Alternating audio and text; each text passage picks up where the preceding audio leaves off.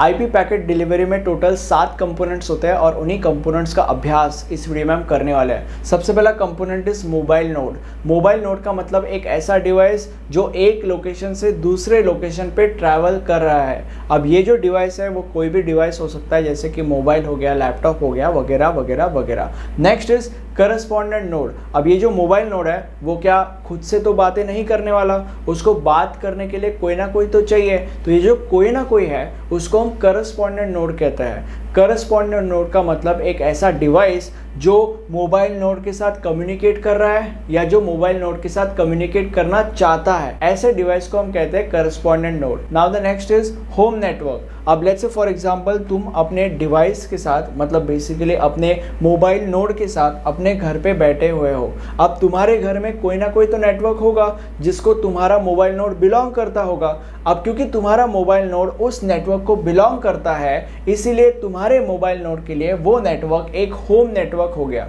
ठीक है, तो होम नेटवर्क का मतलब ये होता है जिस नेटवर्क को मोबाइल नोड बिलोंग करता है वो नेटवर्क उस मोबाइल नोड के लिए एक होम नेटवर्क हो जाता है। Next is foreign network. Foreign network का मतलब क्योंकि तुम्हारा मोबाइल नोड इस नेटवर्क को बिलोंग करता था, इसलिए ये नेटवर्क तुम्हारे मोबाइल नोड के लिए एक होम नेटवर्क हो गया।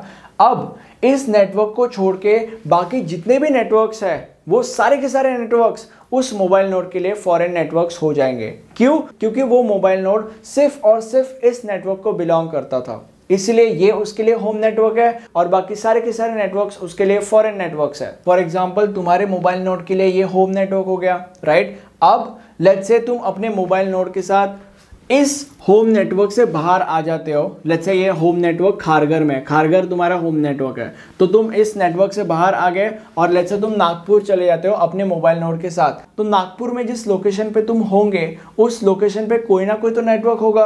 ये क्योंकि तुम्हारे मोबाइल नोड के लिए एक होम नेटवर्क नहीं है, इसीलिए ये नेटवर्क तुम्हारे मोबाइल नोड के लिए एक फॉरेन नेटवर्क होगा, राइट। और ये जो होम नेटवर्क है और फॉरेन नेटवर्क है वो कितना भी बड़ा हो सकता है। ऐसा जरूरी नहीं कि तुम्हारा घर यानी कि एक नेटवर्क हो गया, नहीं। नेटवर्क यानी कि पूरा का पूरा खारघर भी हो सकता है, नेटवर्क यानी कि पूरा का पूरा नागपुर भी हो सकता है, नेटवर्क कितना भी बड़ा हो सकता है, right. Next is home agent.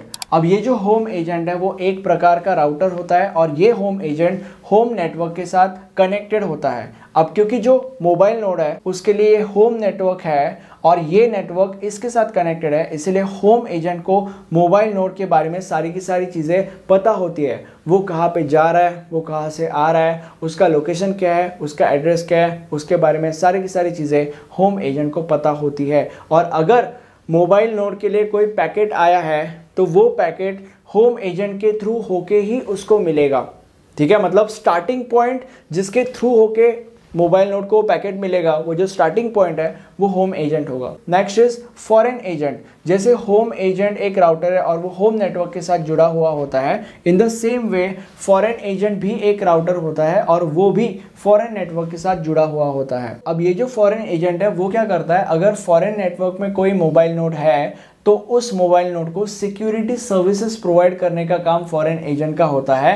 And अगर उसके लिए कोई पैकेट आता है तो वो पैकेट फॉरेन एजेंट उस मोबाइल नोड को डिलीवर करता है। Now the last component is care of address. ये जो फॉरेन एजेंट होता है उसका जो एड्रेस होता है उस एड्रेस को हम कहते हैं केयर ऑफ एड्रेस। और अगर फॉरेन नेटवर्क के अंदर कोई मोबाइल नोड है तो उस मोबाइल नोड का लोकेशन या उस मोबाइल नोड का एड्रेस उस केयर ऑफ एड्रेस को पता होता है। एंड अगर उस मोबाइल नोड के लिए कोई पैकेट आता है जो कि ऑब्वियसली स्टार्ट होगा फ्रॉम होम एजेंट, क्योंकि जैसे कि हमने डिस्कस किया था कि अगर इसके लिए कोई पैकेट आता है तो उसका स्टार्टिंग पॉइंट होम एजेंट होता है और उसके थ्रू होके वो आगे बढ़ता है, तो वो पैकेट इसके थ्रू होके आगे बढ़ेगा टनलिंग के थ्रू एंड देन वो सबसे पहले केयर ऑफ एड्रेस तक पहुंचेगा जो फॉरेन एजेंट का एड्रेस होता है। और क्योंकि केयर ऑफ एड्रेस को पता होता है कि इसका लोकेशन क्या है, तो care of address foreign agent को बताता है कि भाई मोबाइल नोड यहाँ पे है और तुझे यहाँ पे इस पैकेट को डिलीवर करना है, और वो पैकेट वो फॉरेन एजेंट को देता है और foreign agent then mobile node को वो पैकेट डिलीवर कर देता है। यह केयर ऑफ एड्रेस की कहानी। अब इस सब्जेक्ट के नोट्स मैंने आपके लिए बनाए हैं। अगर आपको बेटर रिजल्ट चाहिए या बेटर नॉलेज चाहिए तो आप मेरे नोट्स रेफर कर सकते हो। सारे के सारे डिटेल्स आपको नीचे डिस्क्रिप्शन बॉक्स में मिल जाएंगे। मुझे कमेंट सेक्शन में बताओ कि वीडियो कैसा लगा।